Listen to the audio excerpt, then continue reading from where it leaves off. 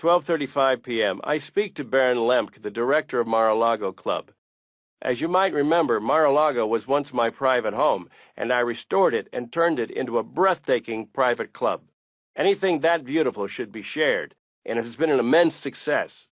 Bernd has tended to it, and I've been named to the Benefactors Board of Directors by the Historical Society of Palm Beach County. It's nice to see painstaking work being noticed and rewarded.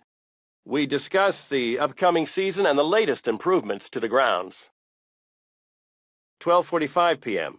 I walk down the hall to visit George Ross. George will always tell you the way it is, which I appreciate.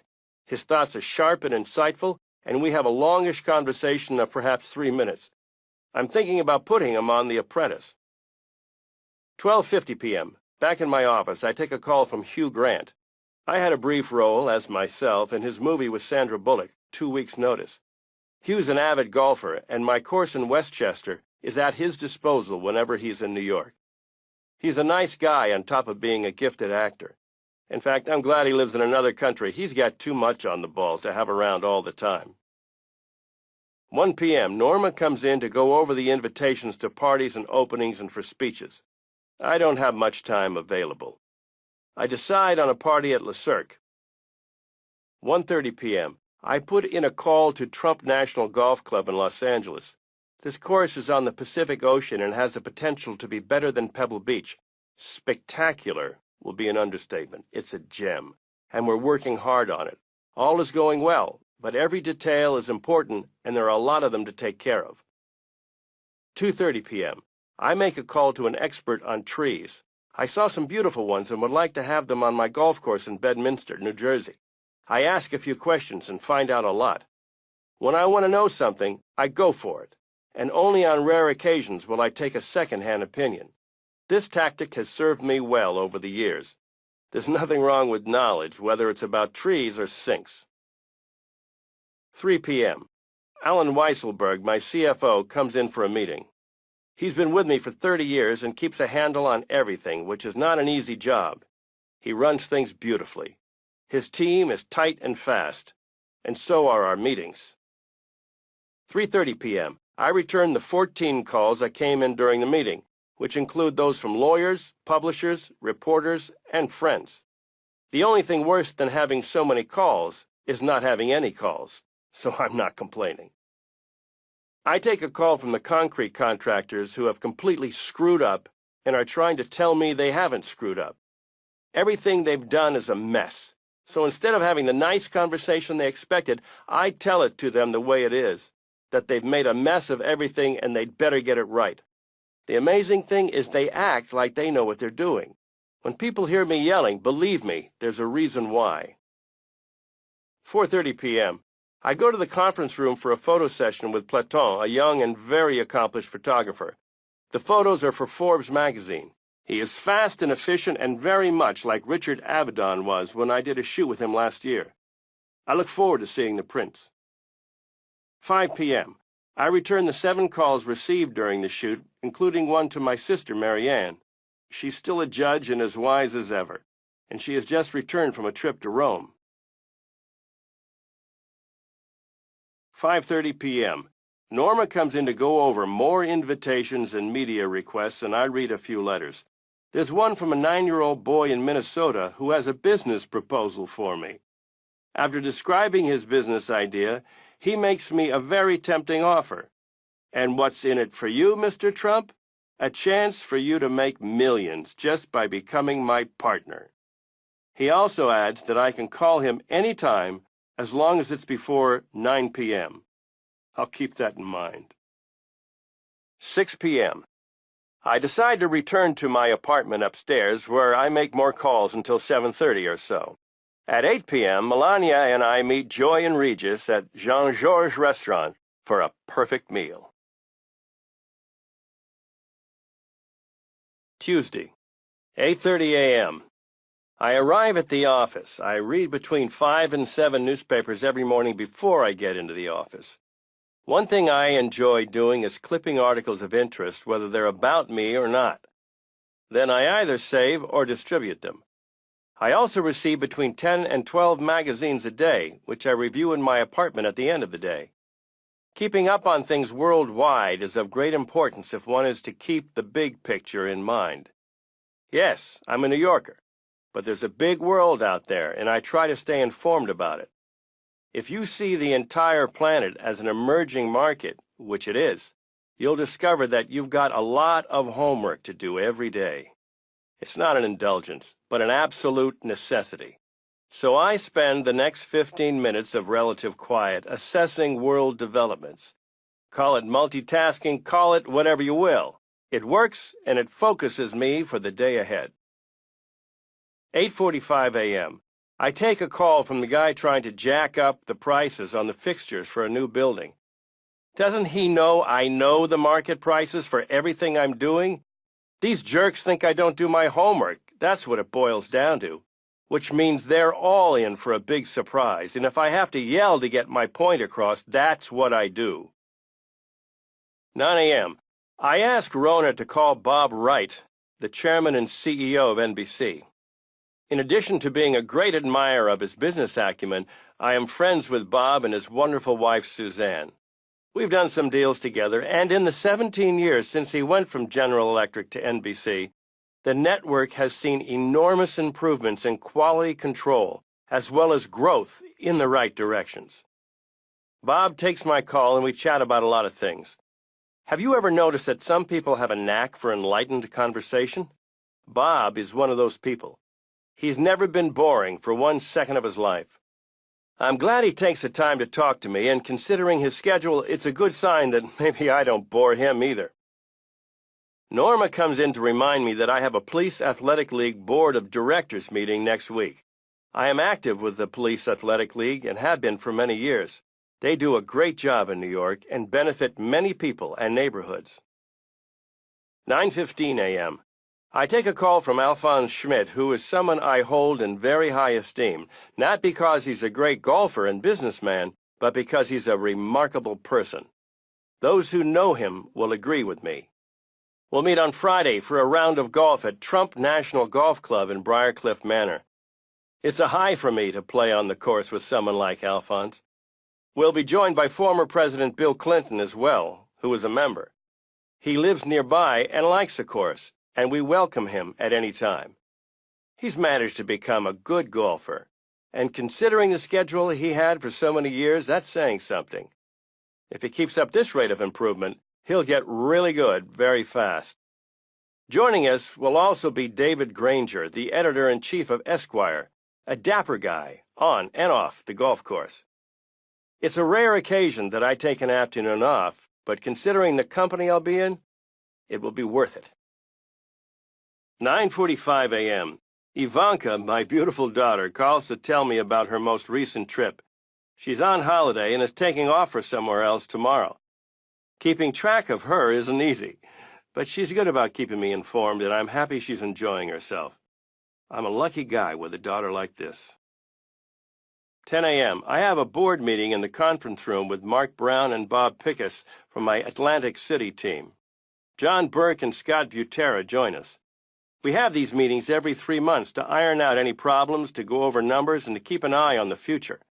Considering how large our operations are in Atlantic City, I have 3 casino hotels, our meetings are relatively brief.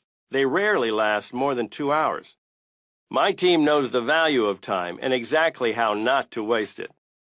People often comment on the brevity of my meetings, but if everyone knows what they're doing, they don't need to be long or long-winded. Fortunately, I have experienced people on my teams, and they know how I operate, so they get to the point and quickly. 12 p.m. We have sandwiches from the Carnegie Deli in the boardroom. Ever had one of their ham and cheese or corned beef sandwiches? They're great. When you visit New York, try one. 12:15 p.m.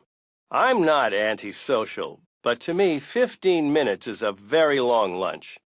So I'm back in my office, getting back to business, perusing the 37 phone calls that came in during the meeting. These are the phone calls that have already been screened, first by the receptionist and then by my assistants. I get hundreds of calls a day from around the world from people who just want to say hi or to tell me something. My security team takes some of the calls as well because the number of calls can be overwhelming. But these are 37 legitimate calls that must be dealt with, and I begin returning them. First, I returned Bob Kraft's call. He'd invited me to a private Elton John concert, which was terrific. Elton John just gets better and better. He's amazing. Bob Kraft is a first-class act all the way, and always a delight to talk to. It's a great way to start the afternoon. 12:30 p.m. Joe Torre stops by for a surprise visit.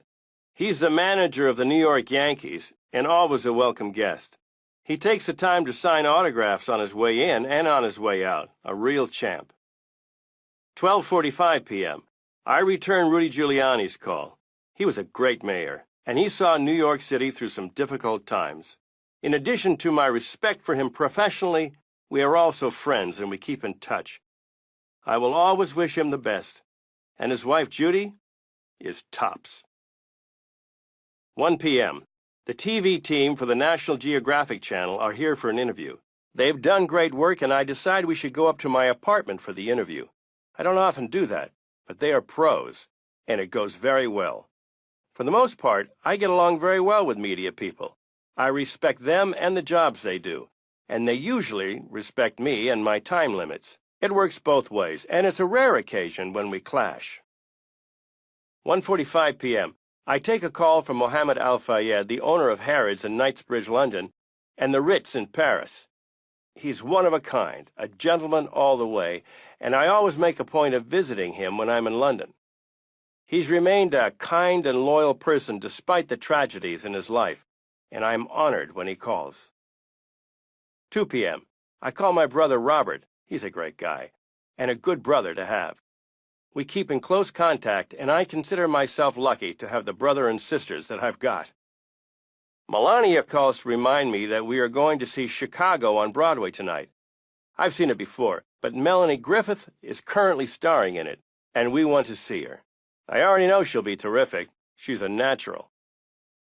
I returned 12 calls in rapid succession, most of them concerning my different properties in New York and Florida. Each time, I ask what the problem is, and we get to it immediately. I like to keep a handle on all my properties, and the problems are to be expected. The time I worry the most is when there aren't any problems. That's usually the result of misinformation or wishful thinking on someone's part. Here's one of my greatest wishes. I would like a computer chip that I could attach to the brains of all my contractors so they'd know exactly what I wanted, when I wanted it, and at what price. This would save me a lot of time, a lot of phoning, and a lot of yelling. 3 p.m. I take a walk over to Trump Park Avenue, my new super-luxury building on Park Avenue and 59th Street. This was a former Delmonico hotel, which has historical merit, and the location is about as prime as you can get in New York. It's a prize building, and I make almost daily visits to see how it's progressing. I visit Laura Cordovano in the sales office, then I check out the construction. They're taking too long, and the lobby doesn't look up to my standards yet. They get an earful, and they deserve it. When my name is on something, it had better be great. Could it be any simpler? It's funny the reaction I get from people when I walk down the street and get recognized. Sometimes it's a double take, sometimes there's no acknowledgement, but often it's a wave and a familiar and friendly, "Hi, Donald," from total strangers. It still takes me by surprise. Once I was stuck in a horrible traffic jam in my limousine, and I had a few members of Mark Burnett's team with me, so I decided to try an experiment. It was one of those traffic jams where we hadn't moved an inch in 10 minutes, and tempers were red hot, with taxi drivers yelling and everyone else as well, and every car seemed to have its horn on permanent full blast. I decided to step out of my limousine and just stand there, in the middle of this chaos. The reaction? At first, dead silence. Then the fuming drivers and passengers started waving and shouting, "Donald! It's the Donald! Hi, Donald!" I had to laugh. At least we had some relief from the honking horns for a few minutes. 4 p.m. Back in my office, I make a call downstairs, as I'd noticed some of the lobby door handles weren't as polished as I'd like them to be. I want my buildings to be impeccable, and the people who inhabit them appreciate that, even if I might seem a bit extreme at times. I receive a letter from a U.S. serviceman overseas, Terry Simmons. His morale-building idea for his unit is to receive an autographed photograph from me. I'm very touched by this request, and we send it off right away. These men and women are putting their lives on the line to protect something I cherish, which is this country. One of the great moments of my life was being honored, along with General John M. Keane, by the USO in 2002. In my speech, I mentioned that accepting this honor put me in the finest company imaginable, because every member of the United States Armed Forces was being honored alongside me. I meant it then, and I still mean it today. We send our best to Terry Simmons. 4:30 p.m. Giuseppe Cipriani, who has one of the best restaurants in New York, calls. As someone who goes out to dinner a lot, I have very particular tastes, and Giuseppe is someone who will never let you down. I am trying to get him into my Park Avenue building. The mysterious Jeffrey calls in. As mysterious as Jeffrey is, he's one of the few people I know who can get by on just a first name. My staff never asks for a last name in his case, which in a way puts him up there with Elvis. Not that Elvis calls in much these days, but you never know. That's why I have a floor for security. Sometimes we need it. We've had some calls you wouldn't believe.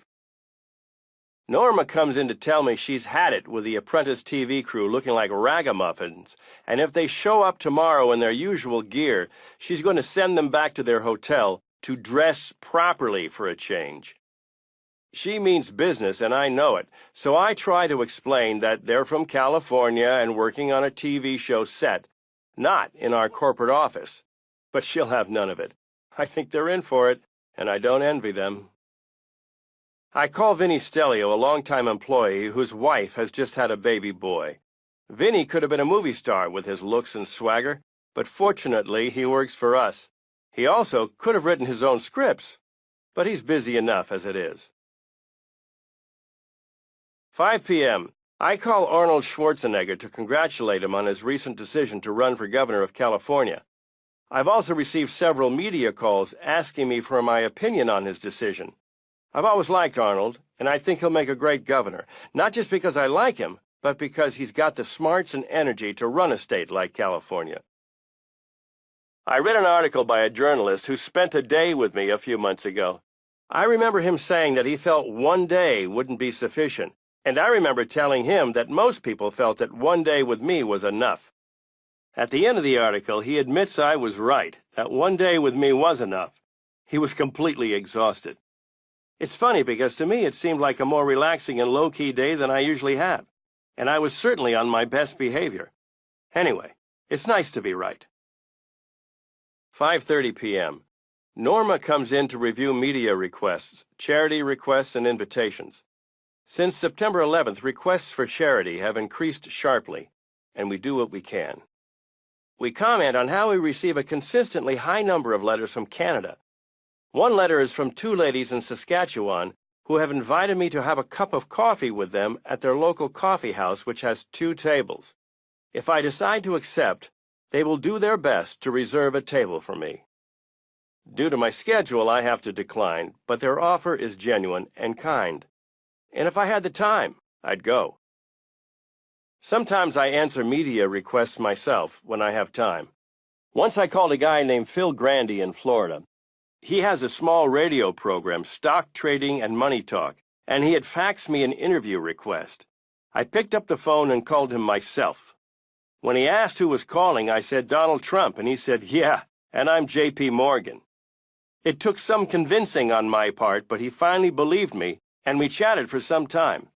Afterward, he called my assistants to verify that I had indeed called him, and to this day he sends them flowers every Christmas. People like Phil can make our jobs a lot of fun. 6 p.m. Asprey, the jewelers who occupy the corner of Trump Tower on Fifth Avenue, are expanding, and they've invited me down to see the renovations. They will have 3 floors, and it will be stunning, much like their jewelry. They are the jewelers to the royal family in England, and their new space will reflect that status when it's done. I also decide to check on my new tenant's Mark Burnett Productions on the way down to the lobby to see that everything is up to par. I have a great management team, but I like to check things out for myself as much as possible. I make a quick call to Melania to check on dinner plans before the theater, and I leave the office.